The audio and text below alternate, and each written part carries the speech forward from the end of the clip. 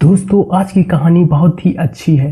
यह एक powerful faithful message देती है।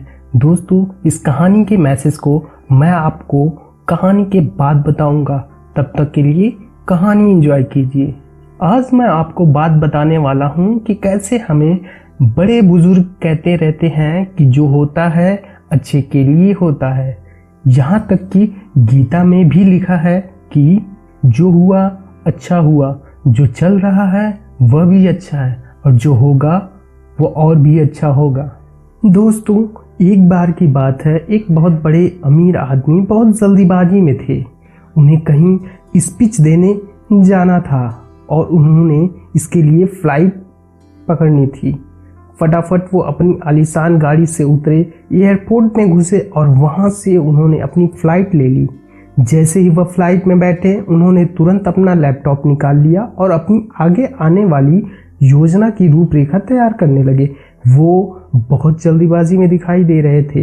थोड़ी देर बीत जाने के बाद फ्लाइट में एक काम कर रहे कर्मचारी ने आदेश दिया कि बारिश तेज आने के कारण हमें पास के ही किसी एयरपोर्ट पर लैंड करना होगा। यह बात सुनकर अब भाई साहब को बहुत गुस्सा आ गया। वो उन कर्मचारियों के साथ सही व्यवहार नहीं करने लगे। उन्हें गुस्सा होने की वजह से वे आनन फानन में जैसे ही एयरपोर्ट से उतरे तो किसी ने इनको देखा जो उनको जानता था।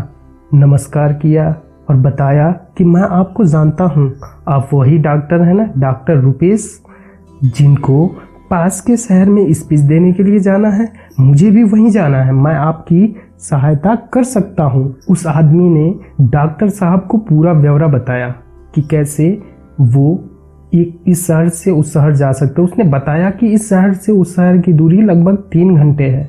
आपको यहाँ से गाड़ी लेकर जाना पड़ेगा और समय पर पहुँच सकते हैं। डॉक्टर साहब भी खुश हो गए।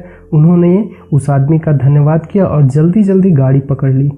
गाड़ी वाले से ये कह दिया कि मुझे सही सलामत सही वक्त पर पहुँचा देना।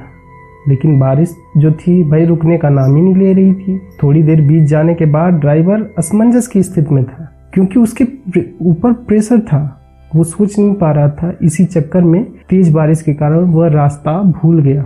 लेकिन पीछे पैसेंजर को यह बताने की हिम्मत नहीं हुई उसमें कि वो रास्ता भूल चुका। थोड़ा साहस करके सच्चाई बताई डॉक्टर साहब को उसने। तो डॉक्टर साहब भाई गुस्से में तो थे ही, इसके ऊपर और भड़क गए। जैसे तैसे ड्राइवर ने अपने आप को उनके गुस्से से बचाया और उनसे पूछा कि अब बताइए, अब मैं क्या कर सकता हूँ, आप ही कुछ बताइए।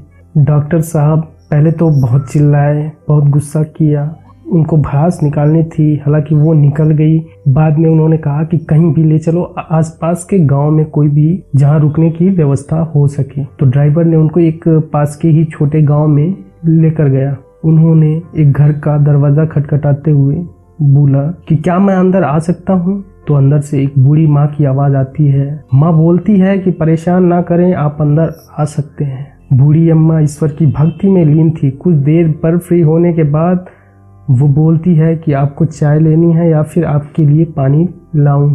जल ग्रहण करने के पश्चात डॉक्टर साहब ने कहा, ईश्वर का बहुत बहुत शुक्रिया जो आपने हमें पानी के लिए पूछा। तो इतने में बूढ़ी अम्मा बोली कि नहीं, ईश्वर का धन्यवाद तो मैं तब करूंगी जब मेरा छोटा सा बच्चा ठीक हो जाएगा। यह पिछले काफ़ी दिनों से बीमार है। इसके मम्मी पापा जल्दी गुजर गए थे और इसके इलाज के लिए बहुत पैसे लगने हैं।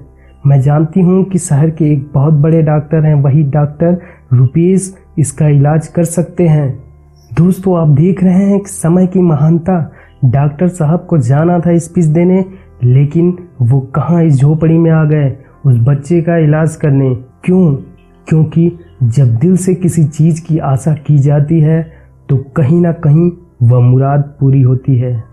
दोस्तों अगर भरोसा हो ईश्वर पर सच्चे दिल से हर काम हो सकता है। इसीलिए आस्था रखना बहुत ज़रूरी है। लेकिन आज के समय में कुछ लोग इस तथ्य को साइड लगा देते हैं। वो कहते हैं कि ऐसा संभव ही नहीं है। मैं मानता हूँ सबकी सोच, बहुत से लोग हैं, सबकी सोच डिफरेंट है। लेकिन यार सिंपल सा एक फंडा है, अगर आप आस्था रखते हैं तो आपको कहीं ना कहीं फ़ायदा इसका ज़रूर मिलता है।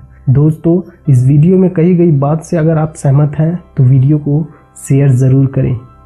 धन्यवाद। वंदे मातरम।